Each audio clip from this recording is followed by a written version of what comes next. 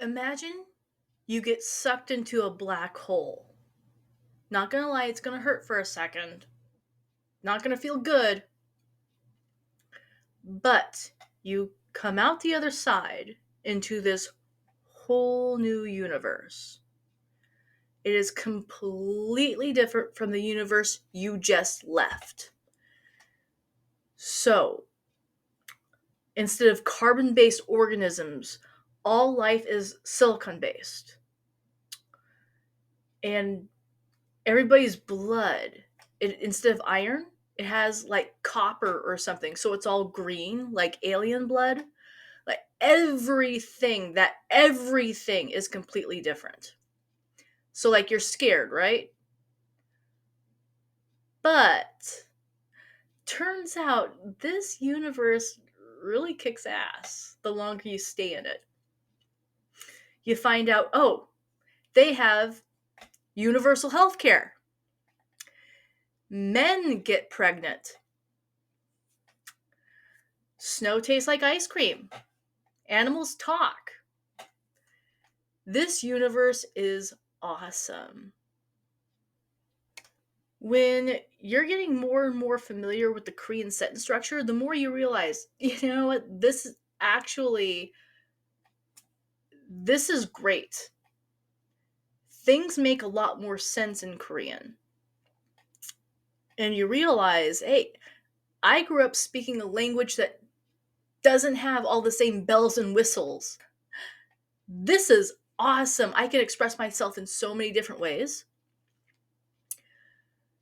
There are things that the Korean language can do that the English language hasn't even dreamt of. It can lead to some issues when you try to translate certain sentences into English. So things get lost in translation. There's nuanced differences that get dropped. We have to accept that before we move on. It's going to be a little weird trying to translate these sentences, but you're going to be so happy you learned Korean at the end of all this. It's like unlocking a whole new universe. Let's take a look at what I mean. The cat slept inside the fireplace again. The Korean version. 고영이는 다시 벽난로 안에서 잤다. So we see some flip-flopping going on. Clearly the verb is going to be at the end of the word because Korean is a subject, object, verb structure. In English, we're subject, verb, object. Now, as crazy as Korean might sound to us from time to time when we try to translate these sentences, keep in mind subject, object, verb is a lot more common globally. It's the most common language structure on the planet. So just keep that in mind. If you're having a little trouble with this, if billions of people can do it, so can you. So, verb is at the end. And we have 고양이 plus a topic marker. 고양이는. So, 고양이 being the topic of the sentence, you'll find it near the front, of course. A word like 다시, meaning again, just like the English version, again can bounce around a little bit. Again, the cat slept inside the fireplace. The cat again slept inside the fireplace. The cat slept inside the fireplace again. It can bounce around quite a bit in Korean as well. What it cannot do is finish the sentence because that is reserved for the ultimate verb of the sentence. So, some leeway here for some words and not so much for others. 고양이 meaning cat, we got the topic marker. 다시 meaning again. 벽난로, we got fireplace. 안에서. We're going to go down a little bit of a rabbit hole here. Just a little side quest. Let's talk about an. An means inside. It also means not. When we get into negative sentences, we'll talk about that. 안에서. In fact, we have two add-ons to an. Let's just talk about the first one. A, ane. A is just simply at. So basically at inside. I know again, it's another universe. At is just going to mean at whenever you're talking about a location or whenever you're talking about a time. We have hakyoe at the school or chippe at the house. Whatever we're talking about just means at the school, at the house. If we have a sentence like Guchakun hakyoe isoyo, the book is at the school. It just simply means the book is at the school. When we add so, now we're saying something is not just at a location, something is happening at that location regarding whatever item we're talking about. So if I then say, Kuchakin hakyue so ilgo isoyo, I'm reading the book at the school. Okay, well now the book isn't just at the school. The book is being read at the school. Something is happening, something is occurring. And that's where that so add-on comes into play. So, the cat isn't just in the fireplace, something is occurring in the fireplace with that cat. Ane so jatta. Jatta. Notice I skipped the sanshiot. I did. We're about to talk about a very important sound change rule. A lot of sound change rules, they're kind of suggestions, ways to sound more natural in Korean, and they're very good suggestions. I suggest you take them up. Okay, so for this sound change rule, these consonants in the top row, they are not affected by this. But these consonants, whenever they make up the bachim of a syllable block, at the bottom of a syllable block, something different is going to happen. The first 5, one of 3 things is going to happen. Either they're going to turn to a digit, or they'll turn into a tiet, or they will make no sound at all. Assuming they are not followed by an open consonant. Okay, that was a whole lot of information at once. The only way that these 5 can be pronounced as is when they're at the bottom of a syllable block is if the next syllable block begins with an open consonant. That's it. That is its only saving grace. Other than that, they're going to change. The hiot, for sure, when it is being followed by an open consonant in the next syllable block, the hiot makes no sound at all. It won't even turn into a digit or a tiet. It gets nothing. So what does that mean? Well, it means when we have jatta, basically jada, to sleep, jada, to sleep, it's conjugated with a sanshiot, essentially making it past tense. This happened last night, maybe. But we're not going to hear the sanshiot. We're just going to hear jatta.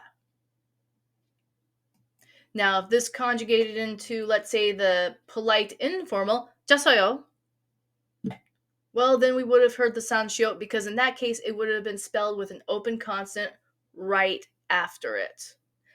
But don't worry about that right now. These are just little sneak previews that we're going to go over in future videos. So yeah, this is what you can expect in a typical sentence structure. Okay, inside the fireplace down here, again, is over here. Everybody has a match, but what's up with the? What's going on with the? Where is the? I'll give you a second.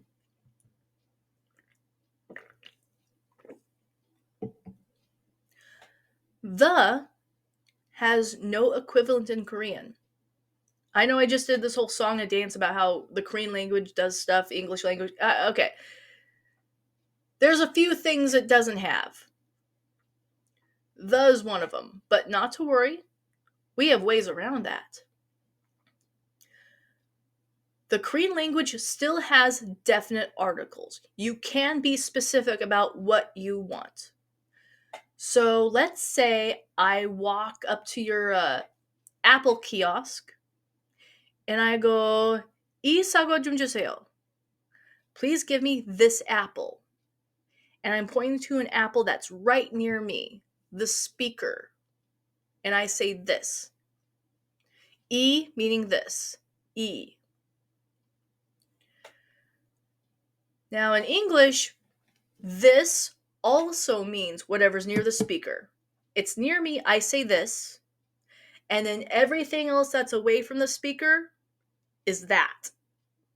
So we have one kind of this, and we have one kind of that, just whatever's away from the speaker. In Korean, we have two kinds of that. So E, pretty straightforward. 이 사과 좀 주세요. Please give me this apple, near the speaker. Next we have 그. 그 사과 좀 주세요. When I say 그, I mean away from the speaker, but close to the listener. So if I'm pointing to the apple right next to you, 그 사과 좀 주세요, I mean give me that apple right next to you. So that's one kind of that. Another kind of that, 줘. All right, we got 줘. All right.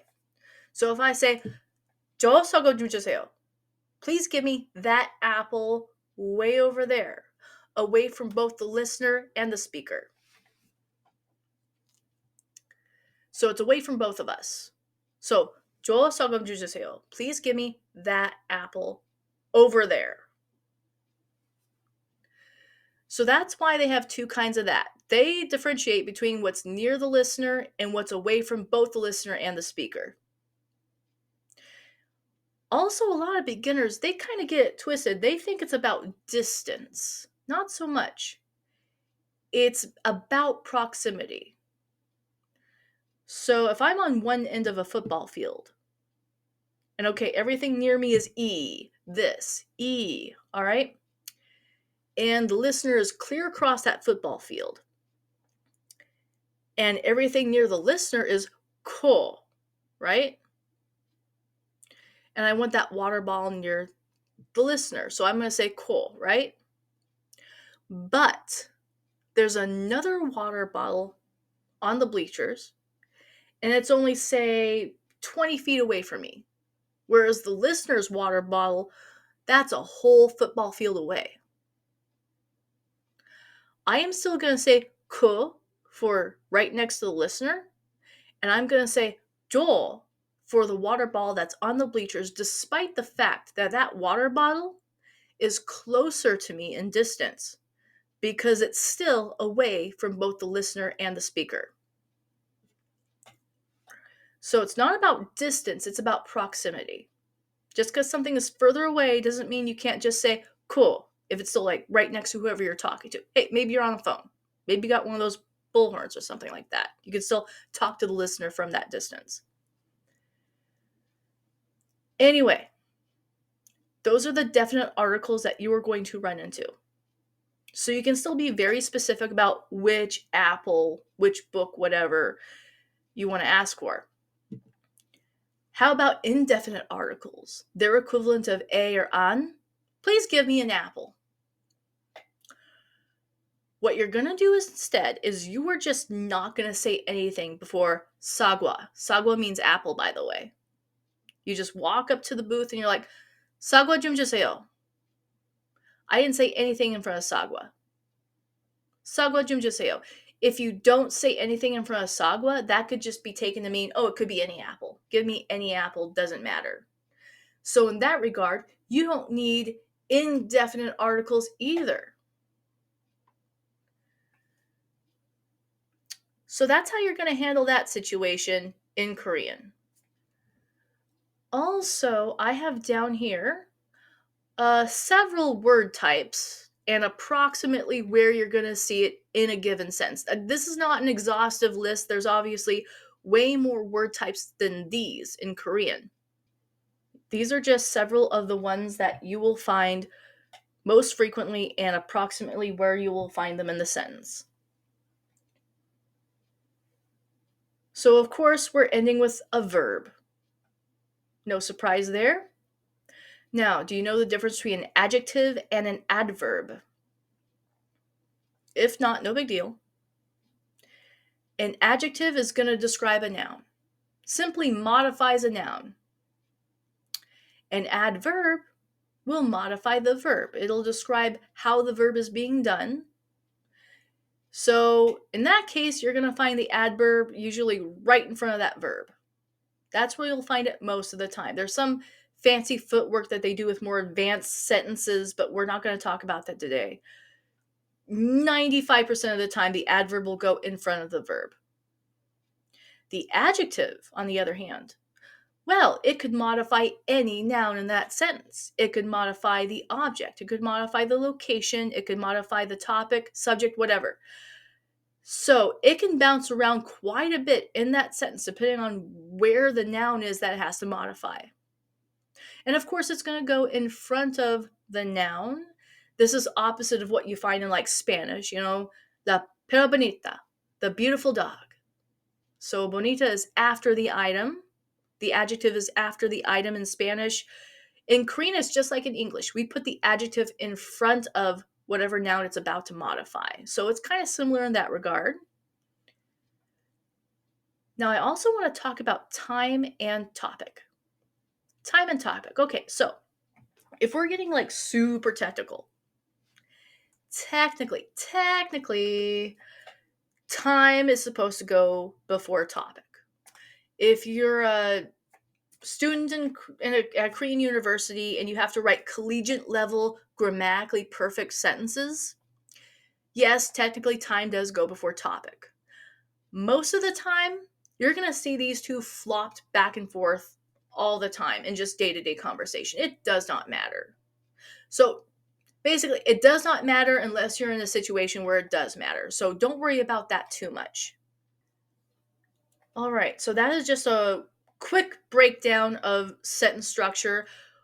When we see more example sentences, we're going to step further into this world, but this is just a quick and dirty of, hey, this is where things usually go. Don't be shocked. All right, thank you, and I will see you in the next video. Bye.